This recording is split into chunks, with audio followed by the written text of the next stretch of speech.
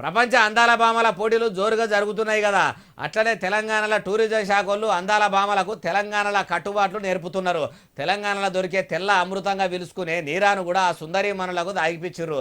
మరి నీరా మంచిగానే ఉన్నదన్నారా అంటే ఏమో మరి అన్ని ముచ్చట్లు అరుచుకున్నా పరి వరెవ్వ తాటాకుల తాటి ముంజలు చేతుల్లో నీరా బాటలు పట్టుకొని కళ్ళు మాడువా కాడ కదా కళ్ళు తాగేటోళ్ళు కూసున్నట్టు చుట్టూ కూర్చొని వనితలు వయ్యారాలు ఉలకబోసుకుంటా ఇట్లా తాగుతుంటే స్వర్గం నుంచి వచ్చిన దేవకన్యలు కదా సురాపానం చూడసక్కదనంగా సుకుమారంగా తాగుతున్నట్టు లేదు.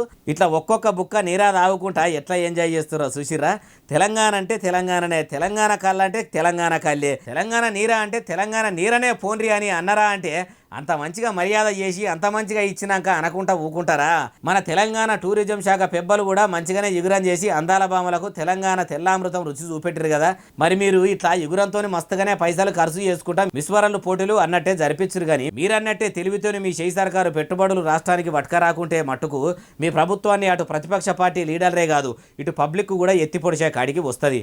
జనం కూడా ఎక్కిరిచ్చే కాడికి తెచ్చుకోకుండ్రి. రాజేశమేసి ఏమో పాట వాడిండ్రు అన్నట్టు మాత్రం చేయకుండ్రి సార్ అంటుర్రు ఏముచ్చటిన్నోళ్ళు.